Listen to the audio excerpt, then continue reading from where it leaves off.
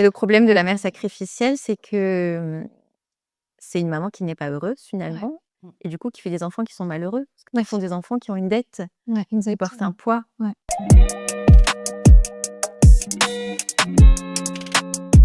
Bonjour les filles, Bonjour. je suis heureuse de vous retrouver pour ce book club le matin autour de 3 livres qu'on a écrits, qui ont été publiés, aux éditions 11. Mmh. Alors, je pense que vous allez être d'accord avec moi, les styles de ces livres et les genres finalement sont assez différents, mais nos écrits sont assez complémentaires par rapport à la thématique. On parle en fait finalement toutes les 3 de cette thématique autour de la mère. Alors la mère M-E-R-E, maternité, et pas n'importe quelle mère finalement. On parle d'une mère possiblement manquante, possiblement défaillante, possiblement toxique, dysfonctionnelle. Et peut-être plus particulièrement ton livre Kalima et celui que j'ai écrit, de la mère maghrébine, celle que l'on Mmh. connaît bien, de cette mère toute puissante finalement, un peu matriarche, quoi. Et nos écrits tournent beaucoup autour de qu'est-ce qu'on fait quand on est l'enfant de ce type de mère-là? Comment on peut se construire? Est-ce qu'on peut y arriver? Est-ce qu'on est déterminé à vie ou est-ce qu'on peut se libérer? Comment finalement trouver, et est-ce que c'est possible, un chemin d'individuation de soi? Alors, avant d'entrer dans le vif du sujet, je vous propose peut-être rapidement de nous présenter Mmh et mh. de présenter les livres. Donc, Karima, je vais commencer par toi. Alors, tu es professeure de chimie et de management de la qualité à la faculté des sciences et techniques de Mohammedia. Absolument. Et tu es aussi écrivaine. Et j'ai envie de dire que tu es une écrivaine engagée, ancrée dans la réalité de ton pays, qui est le Maroc. Tu as à cœur de parler des femmes et de, quelque part, révéler, ce qui n'est pas dit à propos d'elles. Tu as publié, plusieurs écrits. Tu as publié Les Inconsolés aux éditions 11, qui est un recueil de nouvelles justement à propos des femmes qu'on ne voit pas, qui voient leurs droits bafoués.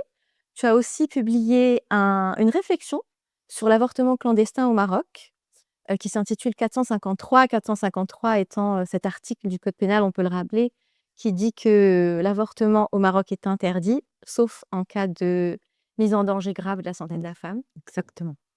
Et avec ce roman dont on va parler aujourd'hui, qui s'appelle Taxi Terminus, publié, je le rappelle, aux éditions 11, tu as reçu le coup de cœur du prix littéraire René Debestre. Donc ton roman, rapidement, s'ouvre sur la mort de la mère. Mais comme on a dit, pas n'importe quelle mère, c'est cette mère maghrébine toute puissante. Et avec cette mort-là, on découvre en fait comment cette famille, elle est intriquée et quelles sont les failles finalement qui existent au sein de cette famille et comment ils vont devoir quelque part gérer leurs démons.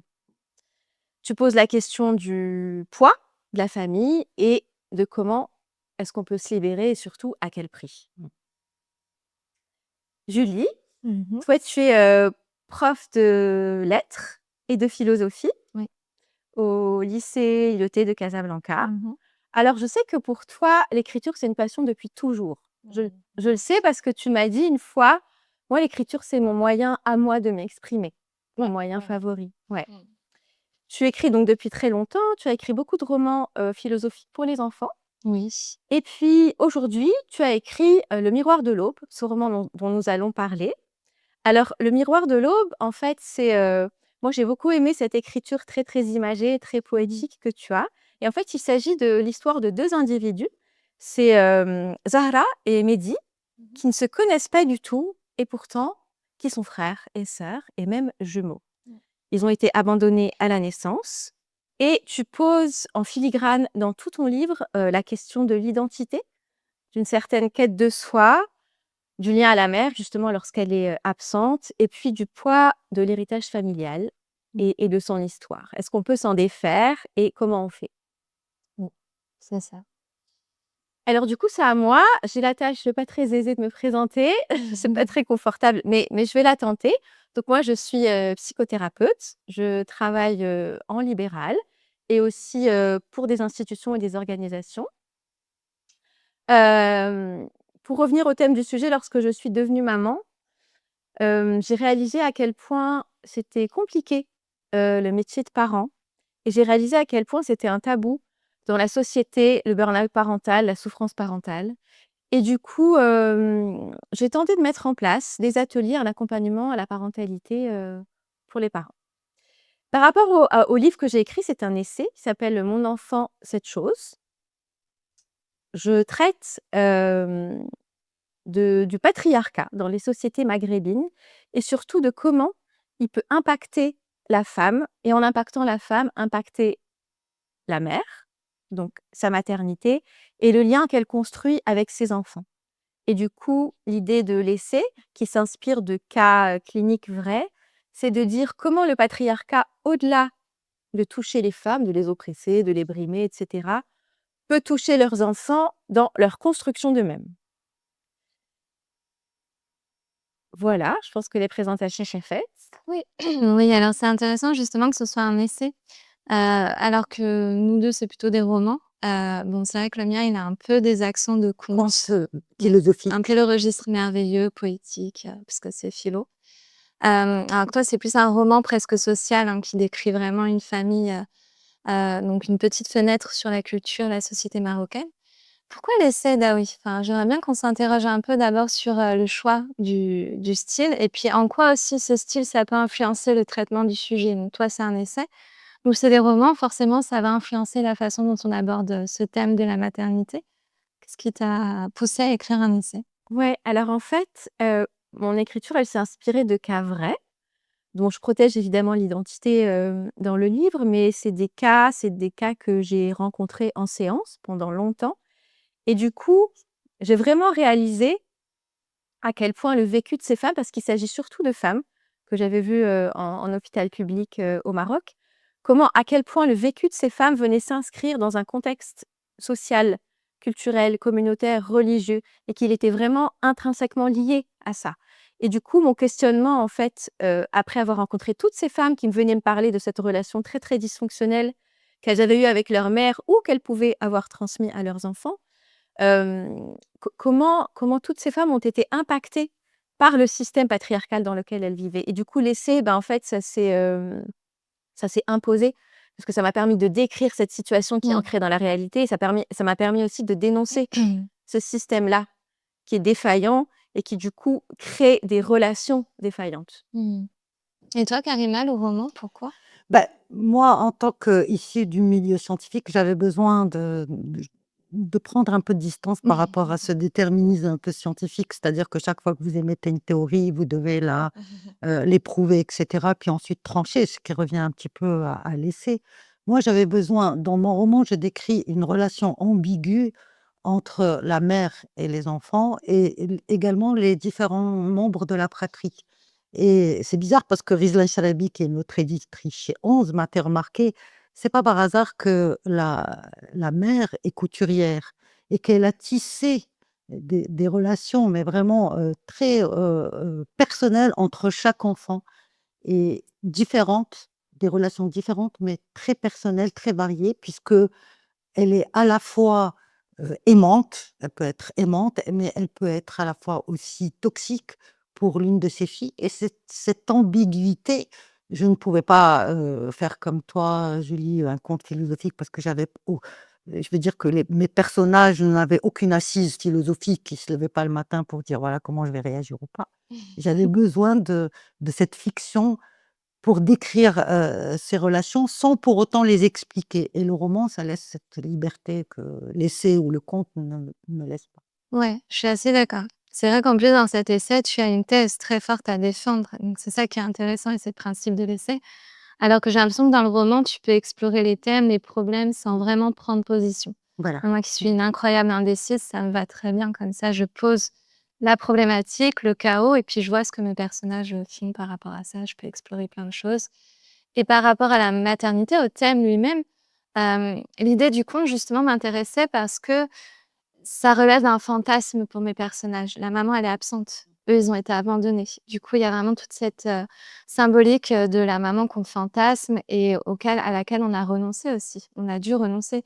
Ils ont fait un deuil et finalement, elle va, réapparaître d'une certaine façon, je veux pas trop en dire, ce qui incorpore un élément presque un peu inattendu. Il y a presque une magie qui se déroule, qui va bien, je trouve, avec le roman philosophique et avec le registre un peu merveilleux du conte qui annonce dans ce roman.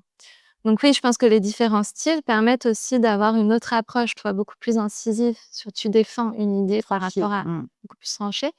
Le roman est intéressant aussi parce que je pense qu'on peut s'identifier aux différents personnages et être un peu, tour à tour l'enfant qui a été aimé, l'enfant qui ne l'a pas été, l'enfant qui veut s'émanciper, celui qui donc c'est intéressant aussi et ça renvoie à tout ce que peut représenter finalement la maman dans l'inconscient collectif. Je pense qu'on peut aussi s'interroger sur ça. Qu'est-ce que ça représente pour nous la maternité? Plein de choses, mais du coup, si on devait s'interroger sur ça, vous répondriez quoi? Parce que peut-être qu'on n'a pas la même approche aussi au Maroc, dans d'autres cultures, je sais pas, mais j'ai l'impression qu'il y a des ponts communs quand même. C'est quoi la maman dans l'inconscient Bah, je collectif? vais laisser d'abord Daouya répondre parce que elle, c'est la psychologue de la maternité. C'est bon, c'est Docteur l'essentiel. Daouya. Et ensuite, je compléterai si besoin et parce que je pense qu'on a à peu près la même idée de ce qu'est la maternité dans nos sociétés patriarcales. Je suis sûre que tu as 1000 choses à dire, mais en tout cas, je veux bien commencer. Hem, dans l'inconscient, je pense, en tout cas dans nos sociétés maghrébines, Mmh. la mère, elle est sacrée, en fait. La mère, c'est une personne à vénérer, c'est celle qui s'est sacrifiée, c'est souvent, celle qui a tenu bon malgré parfois une figure paternelle qui aurait pu être défaillante, c'est celle, qui a élevé ses enfants jusqu'au bout. Donc, hem, on peut pas dire du mal de sa mère dans nos pays. C'est impensable, c'est inaudible, voilà. Donc pour moi, c'est une figure, presque intouchable, une Ouais. espèce de totem comme ça, Mmh. sacré. Moi, j'irais encore un peu plus loin parce que, en fait, une femme, la maternité chez une femme, c'est comme une étape obligatoire chez la femme maghrébine. C'est-à-dire que on voit tout de suite, on déroule tout de suite la petite fille qui va grandir, qui va se marier, qui va avoir des gosses et une fois qu'elle aura des enfants, elle aura enfin une existence légale et sociale. Et c'est très important ce que j'ai remarqué parce que ici au Maroc, on n'a pas un ministère des droits de la femme, on a un ministère de la famille. C'est-à-dire qu'on ne Mmh. voit pas la mère, la femme en dehors de la famille, en dehors de la maternité. Et là, je le décris assez bien dans mon roman. Lorsque Zhol, la mère, a eu son premier enfant, alors qu'elle était une femme effacée, soumise à son mari, lorsqu'elle tient son bébé dans les bras, c'est une véritable renaissance.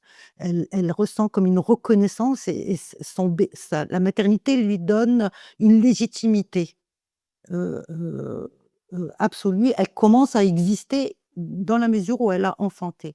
Mais je décris aussi que si, pour Zahor, la maternité a été une révélation, une, une affirmation, une renaissance à soi, je j'aborde aussi dans le fait que et je pense que Jolie peut me rejoindre dans ce truc-là, que la maternité, quand elle s'effectue dans de bonnes conditions et c'est tant mieux, c'est la majorité des cas, c'est une renaissance et un renouveau, mais parfois la maternité, quand elle n'est pas désirée, quand elle se fait dans la souffrance, quand on n'a pas les moyens de subvenir aux besoins de ses enfants, la maternité peut aussi devenir une source de frustration Oui, oui, oui. et de souffrance. De souffrance, oui, mais à tous les titres. De toute façon, la maternité, c'est un peu l'excuse parfaite pour souffrir. C'est-à-dire qu'on Mmh, devient maman, on souffre en enfantant, on mmh, souffre les premiers mois et c'est aussi une façon pour la société de s'excuser de toutes les souffrances qu'on va vivre.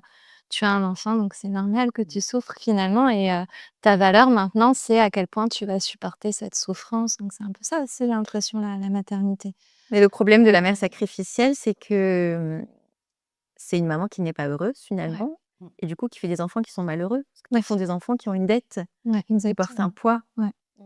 On a parlé beaucoup de la dette, dans ton essai, tu en parles justement, de cette dette, et qui est un peu le retour sur investissement parce que, on s'est tellement investi, on nous a poussé à tellement s'investir parce qu'on nous a fait, porter tout le poids finalement de cet enfant. Donc oui, ça fait des mamans malheureuses, mais ça fait aussi des mamans qui s'oublient en tant que femmes, même quand ça se passe très bien. Il y a un peu aussi cette impression de Ouais, elle on a s'oublie l'impression derrière ses que, enfants, ouais. dans l'inconscient collectif, la maman, c'est quand même celle qui d'un coup se découvre une nouvelle identité.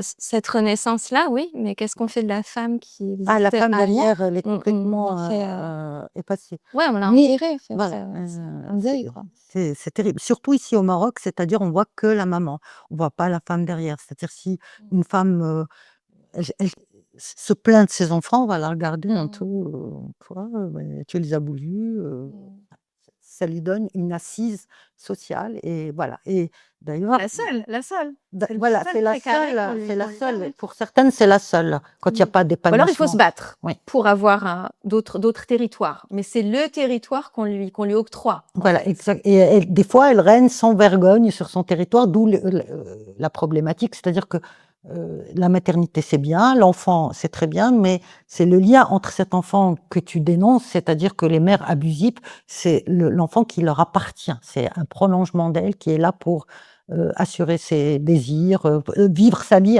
elle vit sa vie à travers ses enfants. Oui, c'est ça, d'où mon enfant cette chose, en Ouais, fait, puisque voilà, l'enfant, finalement, il est chosifié, il est ouais. objectifié et du coup, en fait, il commence à servir d'exutoire, Mmh. d'outil, comme tu dis, pour exister, pour avoir un semblant de contenance sociale, de statut et en fait, on ne voit plus la personne, l'individu dans l'enfant, mais Mmh. l'outil. Mmh. Ah, c'est ça qui est justement fait partie des paradoxes de la maternité, c'est que la maman elle-même devient le porte-parole d'un système qui lui rend pas forcément service. Donc c'est un peu la gardienne du temple, quoi. C'est à elle de, faire valoir les valeurs, les traditions, donc y compris dans la société marocaine, dans laquelle Surtout j'évolue, dans hein. la Je société, pense ouais. que même moi, je pourrais en témoigner, c'était pas mes valeurs, mais il a fallu que je les transmette à un moment donné. Et on a l'impression qu'il y a ce poids de devoir transmettre et préserver. Comme si donc gardienne du temps, vraiment, comme s'il fallait, et ça peut se faire au détriment du bien-être, des enfants. C'est-à-dire que ça devient prioritaire.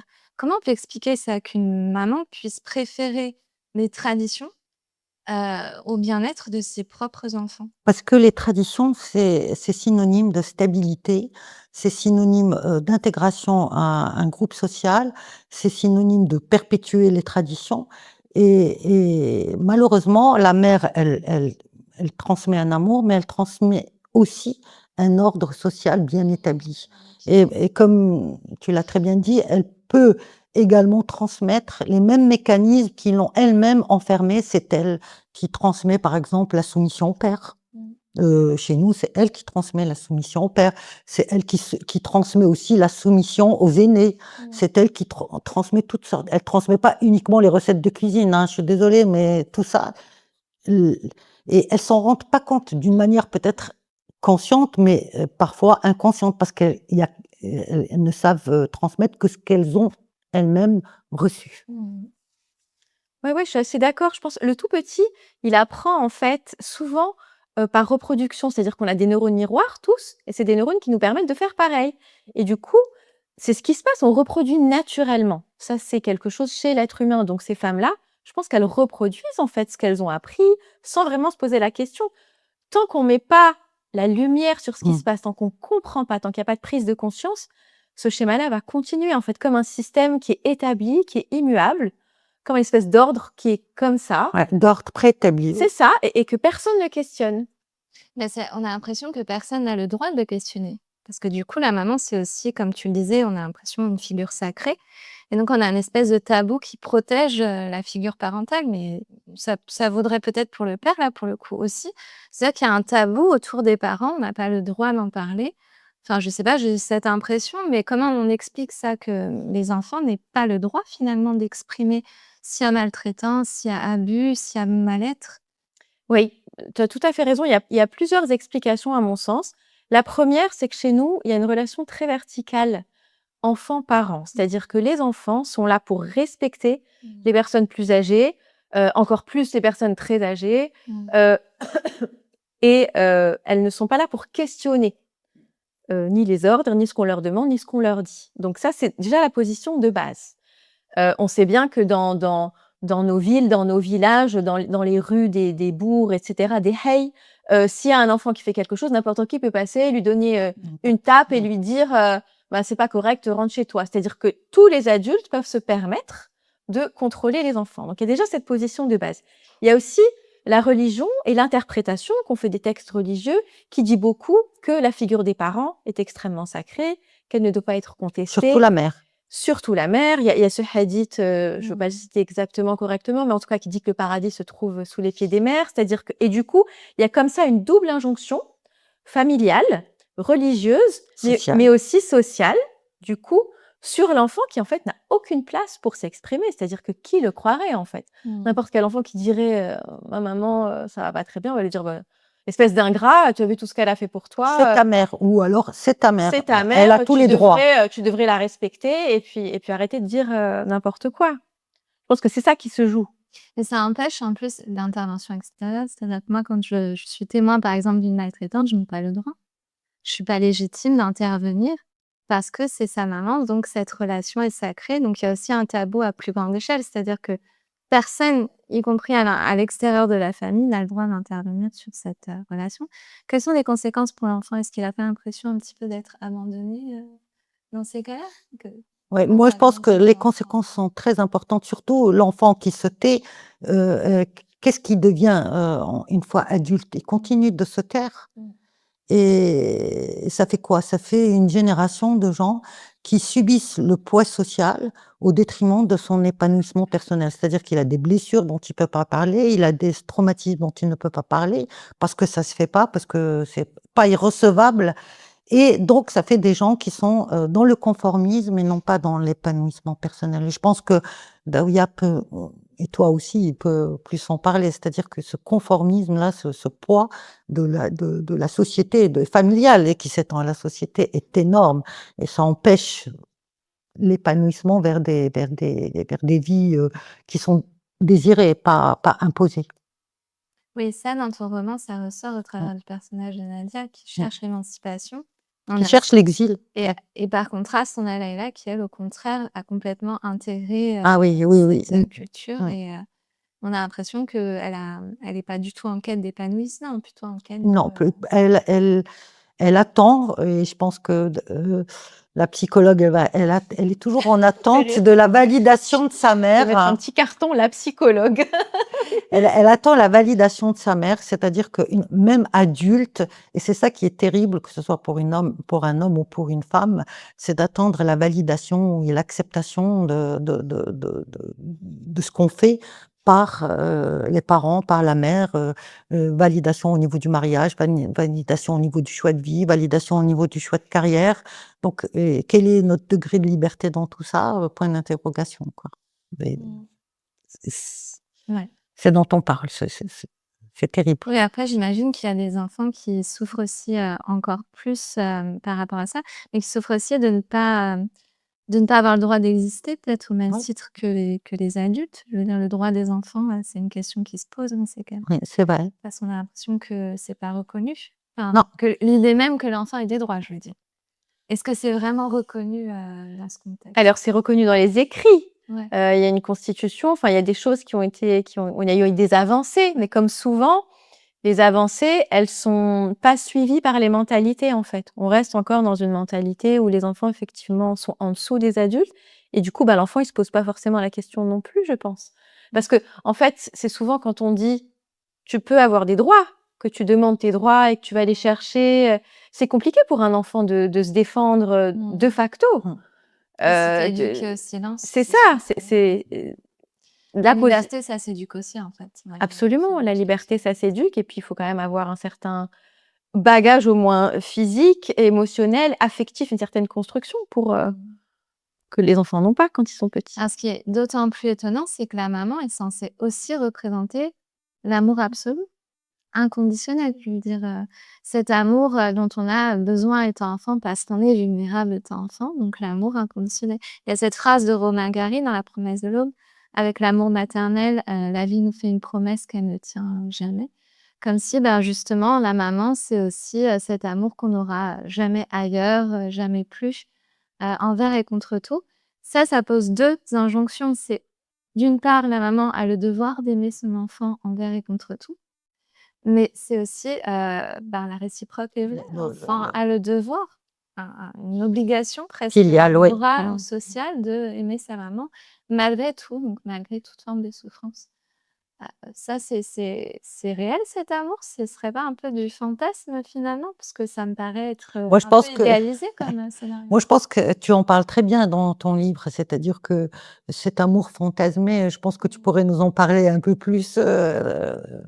Heu, on fantasme sur cet amour qui c'est une illusion, mais bon, C'est parce que ça répond alors dans mon roman, c'est parce que ça répond à un besoin. voilà. Clairement, c'est-à-dire que les personnages ont manqué de cet amour, Oui. donc le vide est tellement énorme qu'on peut le combler seulement avec quelque chose d'assez absolu, d'assez, idéal. Ils ont un manque énorme et ils comprennent pas, eux, qu'en plus ce manque vient aussi de leur jumélité parce qu'ils sont, donc ils ont été séparés à la naissance, 2 jumeaux qui se cherchent sans le savoir, donc le manque est et qui ont été abandonnés, donc le manque est énorme et effectivement ça, on a l'impression que la maman, c'est aussi la figure sur laquelle on cristallise tout notre besoin affectif, quoi. Ça, c'est Tous nos besoins ouais, émotionnels là. c'est-à-dire que c'est à elle de combler nos besoins, en premier lieu et puis après on demandera à d'autres figures, au cours de notre vie d'essayer d'approcher ça mais oui, c'est complètement du fantasme dans la mesure où, on fait peser, une forme d'amour, qui serait presque transcendantale. L'absolu, c'est pas de l'ordre de l'humain. Non, c'est et L'humain un n'est amour pas fait pour le fusionnel en réel, enfin plus. voilà En plus, un amour fusionnel. et puis une maman est une femme aussi comme tu le disais, Dawi. Donc on aime à hauteur de ce qu'on est et de ce qu'on a soi-même vécu. Donc après Oui, si on prend conscience de ça, on se rend compte que quand même on a placé la barre un petit peu haut, non? Mmh. oui, absolument. Je pense qu'il y a 2 choses. Je pense qu'effectivement, l'enfant se construit dans un lien d'attachement qui va tisser avec sa figure d'attachement principale, qui est souvent la mère ou en tout cas les 2 parents et du coup, c'est quand même nécessaire que ce lien se crée. Après, c'est, Winnicott qui parlait d'une maman suffisamment bonne. Ça n'existe pas une maman parfaite. Mmh. Évidemment que ça n'existe pas. Donc l'idée, c'est comment est-ce que je peux répondre, aux besoins de mon enfant à minima pour qu'il puisse se construire, s'individuer et faire son chemin. Mais c'est pas plus que ça. Effectivement, cette notion d'absolu, d'amour instinctif, inconditionnel, qui tomberait du ciel comme ça, moi, j'y crois pas une seule seconde. Je pense vraiment que la relation, elle se fait dans les 2 sens parce qu'il faut pas oublier l'enfant non plus. C'est un accordage, c'est quelque chose qui se fait au jour le jour et en fait, c'est le lien qui se tisse. Donc aucun des 2 n'est parfait, ni l'enfant, qu'on peut fantasmer aussi Oui, en tant que absolument. parent, ni la mère sur laquelle l'enfant va pouvoir projeter tout cet idéal d'amour absolu. Ça n'existe pas dans les 2 sens. Donc l'idée, c'est comme toute relation en fait, c'est de s'accorder avec le réel, avec la réalité, puis d'avancer comme ça. Et la réalité, est-ce que ce n'est pas justement de parce que la question qu'on peut se poser, cet amour s'il existait, inconditionnel et fusionnel et idéal et cetera, est-ce que ça permettrait à l'enfant, c'est sûr de combler ses besoins émotionnels, mais de s'émanciper par la suite? Est-ce que ça ne sera pas, trop dur après par la suite de couper le cordon ombilical et de s'épanouir à soi? Si on traîne entre guillemets, tout cet amour, on devient toujours à la recherche de la maman, quoi. C'est ça le problème. Dans Oui, Romain bah, Gary, il est c'est toujours à ça, la oui. recherche, il sera constamment déçu. Oui, mais en plus, j'ai l'impression qu'on n'apprend pas à s'aimer soi-même. C'est-à-dire que l'indépendance affective, on Mais n'a pas l'indépendance, à la voilà. chercher. Donc, mais si on est éduqué ni à l'autonomie intellectuelle, ni à l'indépendance affective, ni à la liberté de choix, ni, au droit de s'exprimer, en fait, voilà, on est de toute façon condamné à être, asservi. Donc on va chercher ailleurs ce qu'on est incapable de se donner soi-même, ça c'est sûr. Après j'ai aussi enfin je m'interroge sur cette idée de devoir aimer. C'est-à-dire que mes mamans, on a l'impression, hein, dès qu'elles commencent, tu disais, à se plaindre ou à dire: «Bah, là, j'en ai marre, je pose», je sais pas, on vient d'avoir un bébé, je viens passer pour en parler, Mmh. il se met à hurler, on dort plus, on est dans un état catastrophique et on est censé l'aimer envers et contre tout et il vient un moment où on comprend nos propres limites et on a besoin d'un regard bienveillant qui nous dise: «C'est normal Ouais. d'avoir ses limites et c'est normal d'avoir besoin, pendant un temps, de ne plus être cette source d'amour inconditionnel» et qu'il y ait d'autres personnes qui assurent aussi, ces besoins-là. Donc je trouve que c'est une terrible injustice pour la maman aussi de devoir, d'avoir un devoir aimer comme ça, autant que pour l'enfant en retour. C'est-à-dire que, ça part de là. Ce qu'on va imposer à notre enfant, c'est quelque chose qu'on s'est imposé soi-même finalement, qu'on nous a imposé. C'est ce que tu défends dans ton essai et ce devoir aimer n'a pas de sens pour moi. Je sais pas ce que vous en pensez, mais pour moi, devoir aimer, l'expression elle-même n'a pas de sens. Oui, Non, et moi, je pense qu'on est formaté, on a été éduqué pour aimer nos parents. Par contre, on n'a pas été formaté pour dire, OK, on aime, mais il y a quand même des blessures, tout n'est pas idéal. Et là, on n'a plus le droit de le dire. C'est-à-dire que, et pourtant, un amour, quel qu'il soit, ça n'exclut pas les blessures. C'est ça, c'est de dire, OK, on aime quelqu'un, on aime notre mère ou notre père ou n'importe qui, sauf que ça n'exclut pas qu'il y ait des traumatismes qui ont été subis, des blessures qui ont été euh, transmises et il faut en parler. Que l'amour parfait, ça n'existe pas. C'est un idéal qu'il faudrait faire le deuil de cet amour idéal et dire voilà, c'est une relation qui est normale, qui est complexe, qui, comme tu dis, à la fois source d'amour, mais aussi à la fois source de colère, source de frustration. C'est un mélange et qu'au final, j'ai beaucoup aimé dans ton livre, là, une maman, c'est celle qui donne plus de réconfort que de souffrance. Voilà, en grosso modo. Et je trouve que Ouais. c'est une bonne définition. Mmh. Et pour en revenir à cette idée de devoir aimer, effectivement, l'expression elle-même est bizarre, en fait, en elle-même. L'amour, c'est quelque chose qui nous prend de l'intérieur, c'est quelque chose qui ne se contrôle pas, évidemment. Et je pense que c'est, encore une fois, dans les 2 sens. Une maman ne doit pas aimer ses enfants, en fait. Je pense pas que ça se dit en ces termes-là.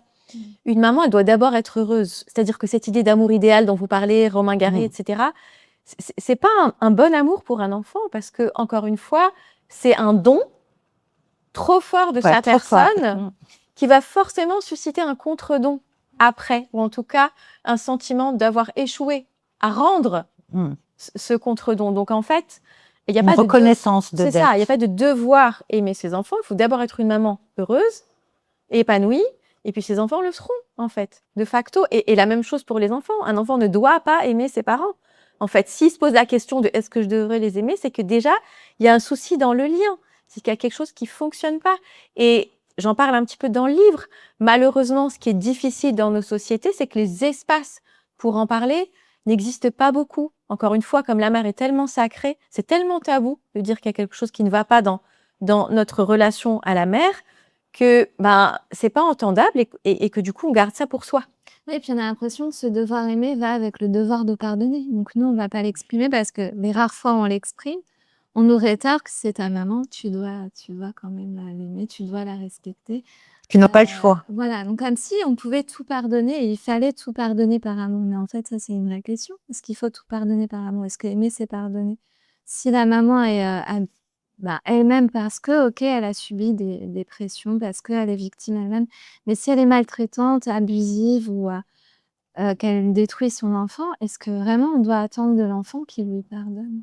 Mais encore une fois, qu'elle lui pardonne, mais est-ce que la maman demande pardon? Le problème, on dit qu'on pardonne, mais est-ce que la personne qui vous a fait subir, en l'occurrence la maman, du mal, est-ce qu'elle demande le pardon? Normalement, non. Alors, à qui pardonner? Peut-être pardonner à soi-même de ne pas être l'enfant désiré. Voilà, je suis pas celui ou celle que tu espérais. Ouais, c'est ça, c'est aussi ça. Moi, je crois personnellement que cette histoire de pardon, c'est un mythe en fait. Voilà, c'est un mythe. J'ai pas mal de personnes que j'accompagne, de patients qui me disent mais oh là là, vous croyez qu'il faut que je pardonne, mais j'arrive pas à pardonner. Et en fait, j'ai vraiment l'impression que c'est une espèce de sacerdoce qu'on se traîne et qu'il faut en plus rajouter ça. En fait, le pardon, c'est pareil, c'est comme l'amour. Si j'ai envie, ça va venir de l'intérieur. C'est pas quelque chose d'obligatoire en fait. J'ai pas besoin de pardonner parce que le mythe, c'est pour avancer, pour se libérer, pour être dans un mieux-être, il faut pardonner. Mais pas du tout. Pas du tout. Le pardon, ça vient à la fin, en fait. Il faut d'abord voir ce qui s'est passé, comprendre, mettre de la lumière, prendre conscience, digérer tout ça. Et après, j'ai la liberté de pouvoir décider. Est-ce que je suis OK avec le fait de pardonner ou pas? Mais c'est pas le pardon qui va me faire aller mieux. Et du coup, on a l'impression que la base, c'est quand même se sentir suffisamment libre pour faire ce choix, je pardonne ou pas. Pour faire ce choix, j'aime de la façon que j'ai envie, que j'ai choisi d'aimer, libre de m'exprimer quand je sens que ça ne va pas. Comment on fait pour s'y libérer? Parce qu'on a l'impression que si toute la société elle-même, elle est Mmh. structurée de telle façon à ce qu'il y ait, un tabou énorme autour de la maman, qu'il y ait un devoir presque moral, mais social avant tout de, aimer, pardonner, d'être l'enfant, désiré. Comment on fait pour s'y libérer? Moi, je pense, à mon avis, que enfin, pour moi, hein, ce que j'ai décrit dans ce que j'essaye de comprendre, c'est qu'en fait, il faut arrêter avec la mère idéale et l'enfant idéal. Je pense que ça n'existe pas. Et de faire descendre cette mère de son piédestal et de la considérer comme une mère avec ses fragilités, ses faiblesses, son passé, ses traumatismes, etc. Cette distanciation par rapport à ça, ça permet de relativiser aussi l'héritage qu'on a reçu, dire: «OK, elle m'a donné ce qu'elle a pu ou ce qu'elle pouvait donner et cet héritage, c'est moi qui vais, qu'est-ce que je vais en faire? Est-ce que je suis condamnée à reproduire? Est-ce que je suis condamnée à subir? Ou est-ce que je suis condamnée à transformer? Ou je peux transformer?» Et je pense que c'est là où dans ton livre, Julie, on n'est pas totalement libre du fait que du poids familial et de l'héritage familial, mais on n'est pas totalement non plus prisonnier.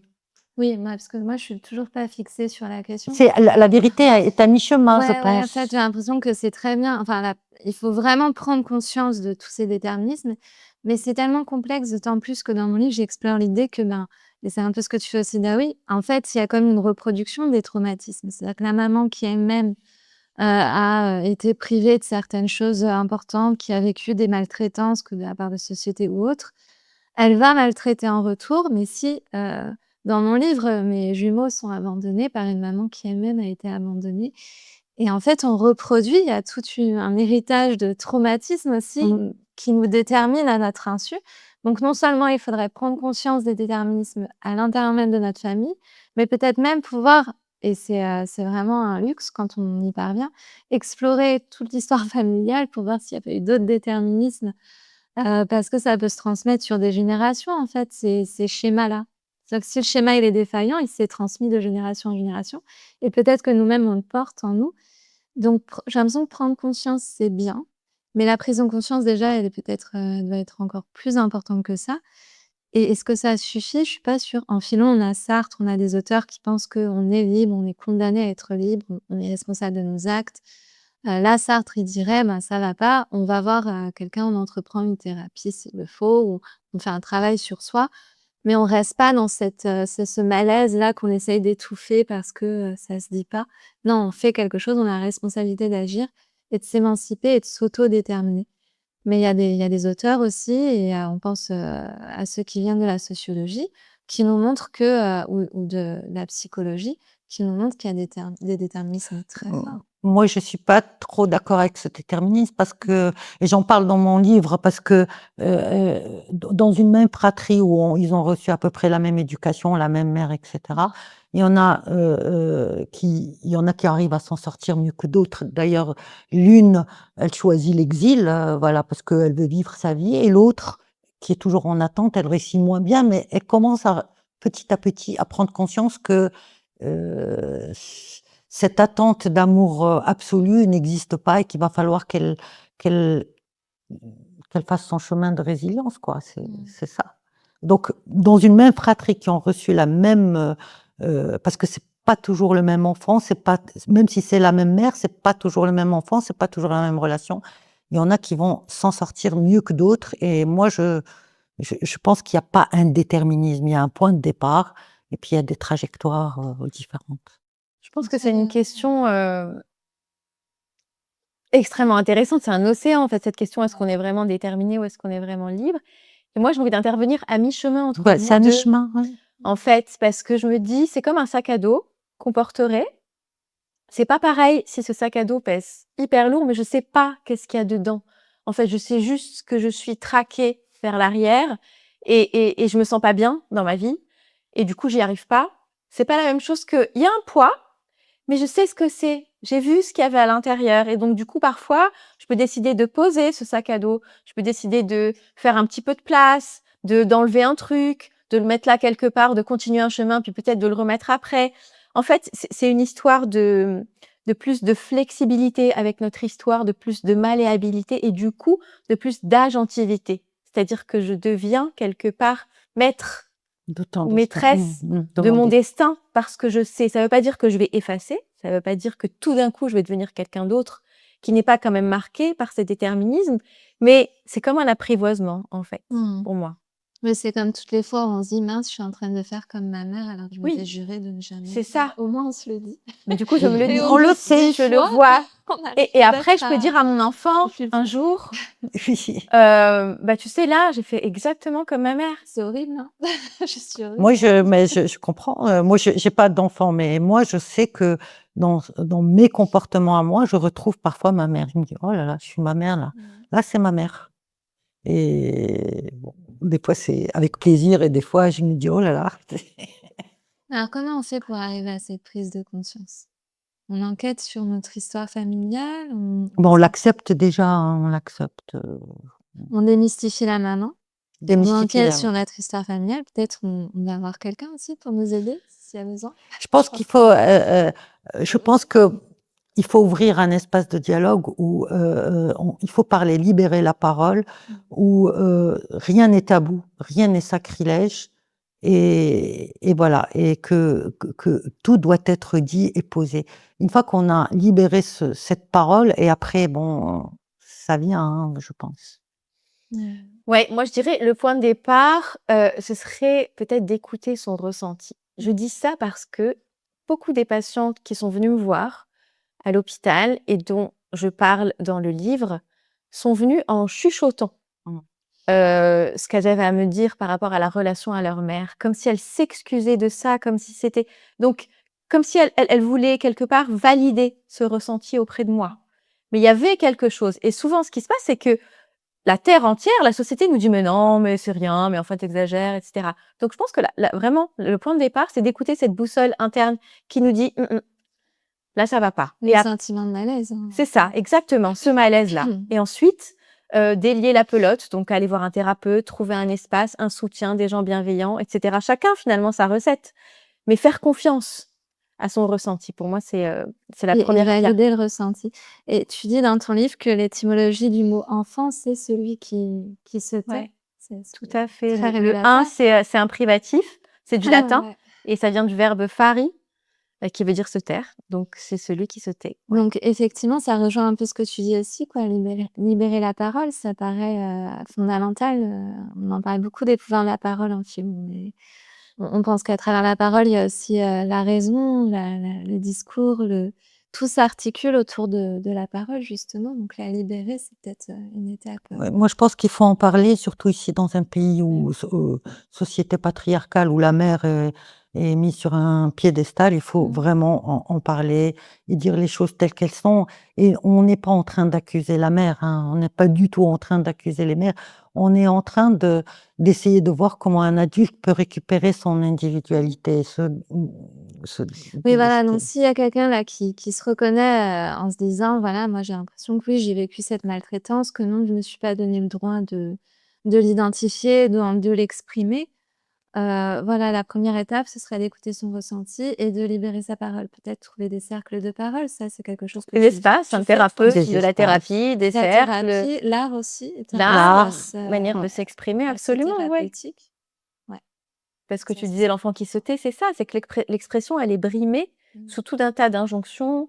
Mais l'enfant qui se tait donne des adultes qui continuent de se taire. Absolument, c'est ça, Et c'est ce tout qu'on à veut fait. éviter. Moi, je voudrais remercier Daouya qui a eu l'idée de cette interview croisée, parce que c'est elle qui a fait le lien entre les différents livres. Je remercie Julie d'avoir voulu animer ce débat avec des questions extrêmement pertinentes. Merci. Je remercie aussi Book Matin pour l'opportunité de ce débat. Et je voudrais juste rappeler quelque chose, c'est que le mythe, c'est quelque chose de rassurant. C'est pour ça qu'on l'utilise tout le temps. C'est rassurant de connaître, de dire que la mère idéale existe, qu'elle est là, qu'il est inutile d'aller voir ailleurs, de chercher ailleurs. C'est rassurant, c'est juste quelque chose sur laquelle on se repose. Mais dans nos livres, on parle pas de mère idéale, on parle de mère, normale, complexe, parfois abusive, parfois absente, parfois défaillante. Humaine. Humaine, voilà, et c'est ça qui est important, et comme je dis, on n'est pas en train d'accuser les mères, on est en train d'essayer de récupérer, l'individualité, face à un poids familial, face à un héritage, et moi je voudrais, et ça c'est très important, que la mère ne devienne pas une excuse pour, voilà, je suis comme ça parce que c'est ma mère et cetera. Je pense qu'il y a d'autres chemins pour transformer cet héritage et s'épanouir, et la mère, comme j'ai dit, c'est un point de départ. C'est pas elle qui décline notre trajectoire, c'est nous qui les définissons. C'est une source, mais c'est pas un destin, c'est pas une fatalité. Voilà, la mère, c'est pas une fatalité. Je pense que vous êtes tous d'accord sur ça? Oui, oui. C'est une jolie conclusion. La mère n'est pas une fatalité. La mère n'est pas une fatalité et c'est pas un destin.